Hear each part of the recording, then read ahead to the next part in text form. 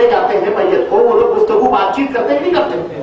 کسی بھی حدیث میں نہیں آتا کہ وہ ان کی بات چیت بھی سنتا، کسی حدیث۔ ہاں یہ آتا ہے کہ جب اس کو دفن کر دیتے ہیں تو جب پلٹ کر کے جانا ہوتا ہے فرشتے آتے ہیں، روح لوٹائی جاتی ہے، اس وقت ان کے جوتوں کی آہٹوں کو سنتا ہے۔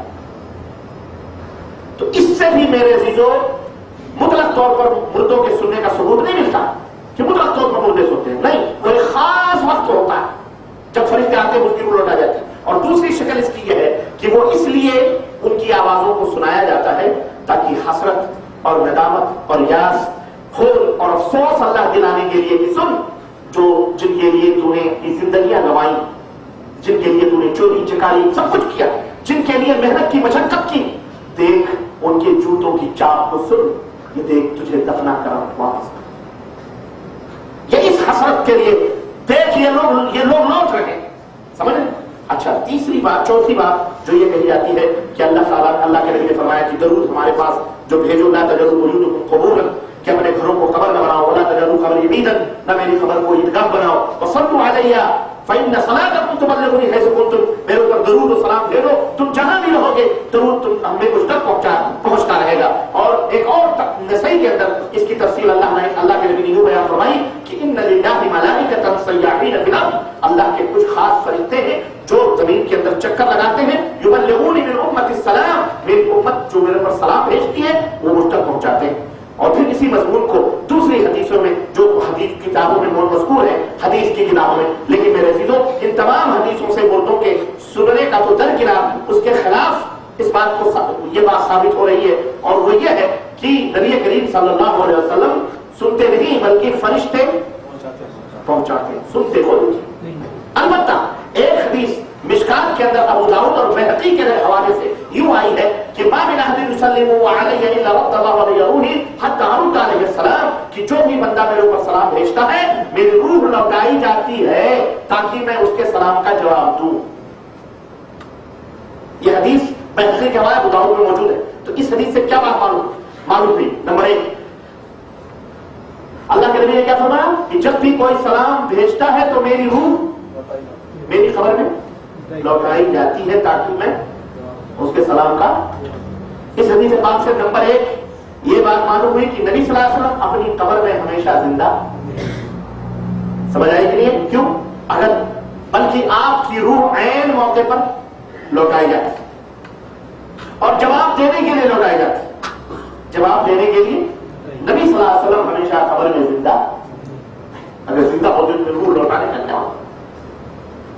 روح تو ہمیشہ ہے کہ اس سے نمبر دو یہ بھی ثابت ہوا کہ اللہ کے نبی ہر جگہ حاضر و ناظر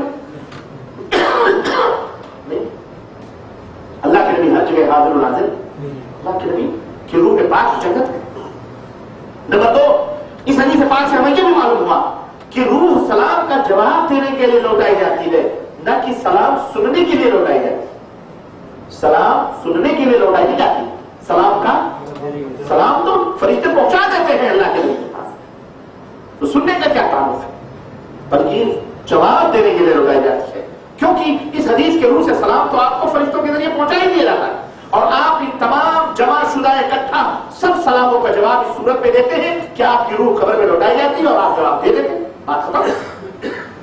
نمبر تین، اس حدیث پاک سے ہمیں یہ بھی معلوم ہوا کہ نبی میں اور دیگر امتی میں فرق ہے، اور وہ فرق یہ ہے کہ نبی کے جسم کو مٹی نہیں کھا سکتی، بقیہ دوسروں کے جسم کو مٹی نہیں کھا سکتی، جبھی تو روح لوٹائی جاتی نبی کی خبر نہیں۔ تو جب نبی کا یہ حال ہے میرے عزیزو کہ آپ نہیں سنتے تو پھر دوسرے مردوں کا کیا حال ہوگا؟ چاہے ان کے لیے کچھ بھی لوگ بیان کر لیں، چاہے کتابوں میں کہہ دیں ہم زندہ رہتے ہیں، کہنے میں تو پتہ نہیں کیا کیا لوگ کہہ دیتے ہیں۔ اور جو لوگ یہ کہتے ہیں کہ اللہ کے نبی نے فرمایا ہے کہ من صلی علیہ عند قبری سمعتہ، جو میرے قبر کے پاس سلام کرتے ہیں میں ان کی خبر کو، میں ان کے سلام کو سنتا ہوں، یا جو یہ تمام سب موضوع اور جھوٹی اور بکواس روایتیں ہیں، ان کا کوئی اعتبار نہیں ہے۔ الغرض میرے عزیزوں میرے بھائیوں، تمام ائمہ رحمہم اللہ کا اس تعلق سے فتویٰ ہے اور تمام ائمہ رحمہم اللہ اس تعلق سے متفق ہیں، چاہے ائمہ اربعہ ہو، امام ابو حنیفہ رحمۃ اللہ علیہ ہو، خود امام ابو حنیفہ رحمۃ اللہ علیہ اس کے خلاف ہے۔ ایک شخص کو دیکھا کہ وہ قبر کے پاس چمٹا ہوا آوازیں دے رہا ہے खबर को हजरत इमाम अबू हनीफा रहमतुल्लाह अलैह ने उसका साहब खबर से पूछा, कब से तू आ रहा है? उसने कहा, कई महीनों से आकर के साहब खबर को मैं बुलाता हूँ। हजरत इमाम अबू हनीफा ने कहा, तुझ पर अल्लाह की फिटकार हो, तेरे हाथ खाक आलूद हो, तेरे ऊपर लानत हो, तू ऐसे जिस्मों से बात करता है जो आवाज तक नहीं सुन सकते, जो आवाज तक नहीं सुन सकते और ना ही कुछ इख्तियार रखते हैं। फिर हजरत इमाम अबू हनीफा ने कुरान करीम की आयत पढ़ी, वमा अंत बिमुस्मिइन मन फिल क़ुबूर, कि तुम मुर्दों को नहीं सुना सकते जो कब्रों में। तो यही अकीदा इमाम शाफई का भी था, इमाम अहमद बिन हंबल का भी था, इमाम मालिक का भी था और खुद इमाम अबू हनीफा रहमतुल्लाह अलैह का था कि मुर्दे सुन नहीं सकते। लेकिन अफसोस होता है कि हमारे मुल्कों में जितने भी अहनाफ उलमा हैं, अहनाफ हनफी उलमा, बेचारे पता नहीं कहां से खुद अपने इमाम अबू हनीफा रहमतुल्लाह अलैह के अकीदे के खिलाफ ये अकीदा रखे हुए और अपनी किताबों में ये तमाम से बकवास लिख करके गए। अल्लाह ताला इनकी गलतियों में जैसे इन्होंने गलती की है, जो इसके मुस्तहिक अल्लाह उनको दे, है ना। लेकिन हम अल्लाह से ये दुआ करते हैं कि अल्लाह तबारक व तआला हमें ऐसी बदअकीदों से महफूज रखे और पाक परवरदिगार हम सबको सही समझ और सही कुरान और सुन्नत की फिक्र अता फरमाए और अल्लाह ताला हमारे दिमागों में, हमारे ज़हन, हमारे दिलों से जितनी भी बदअकीदगियां हैं इस ताल्लुक से और इस बदअकीदगी की जड़ को अल्लाह तबारक व तआला हमसे हमें दूर रखे और अल्लाह ताला हम सबको कुरान और सुन्नत पर चलने की तौफीक अता फरमाए। आमीन या रब्बल आलमीन। व सल्लल्लाहु अला नबिय्यिना मुहम्मद व अला आलिहि व सहबिहि अजमईन। मेरे अज़ीज़ों, वाक़या वाज़ेह हुआ और आपके ज़हन में ये बात आ गई कि हमारा अकीदा ये है कि मुर्दे सुन नहीं सकते, हाँ अल्लाह जिसको चाहे।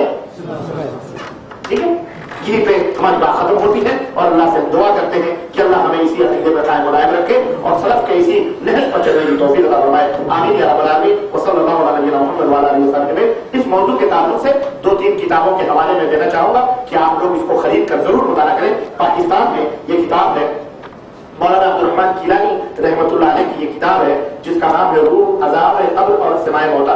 पाकिस्तान में भी ये किताब, ये पाकिस्तान ही की लिखी हुई है। ये बात है कि हिंदुस्तान में छपी है ये और वहां भी ये किताब मार्केटुल आरा है। इस किताब को पढ़ना न भूलें। इस किताब में मुकम्मल बहस की गई है और सारे शुकूक और शुबहात जो मैंने बयान किए हैं इससे भी तफसील इस किताब में आपको मिल जाएगी। इसी तरह से पाकिस्तान की छपी हुई एक और किताब है जो कि मेरे पास है। ये किताब मौलाना मोहम्मद कासिम ख्वाजा इदारा है और सुन्नत खर्जा गुजरानवाला की छपी हुई किताब है, वसीला किताब और सुन्नत की रोशनी में। इस किताब का भी मुताला बहुत अच्छी बात है और जरूरी है। आप हज़रात को मिले मकतबात में, लाइब्रेरियों में, यहाँ भी या अपने वतन में, मुल्क में, ये हिंदुस्तान में भी छपी है, पाकिस्तान में भी छपी है। इसको भी पढ़ें, इंशाअल्लाह ताला अकीदे की सही मालूमात इन किताबों में हो जाएगी। अल्लाह ताला हम सबको सही समझ अता फरमाए और अल्लाह इस जैसी बेकार और ये जो किताबों के हवाले हमने दिए हैं, फज़ाइल अमाल, महफूज और ये अक़ाइद अहले सुन्नत के नाम पर जो इन्होंने फ्रॉड किया है, अल्लाह ताला इन सबको हिदायत अता फरमाए और अल्लाह जितने भी लोग हैं अल्लाह इन सबको हिदायत अता फरमाए और सही समझ अता फरमाए। व सल्लल्लाहु अला नबिय्यिना मुहम्मद व अला आलिहि व सल्लम। अस्सलामु अलैकुम व रहमतुल्लाहि व बरकातहू।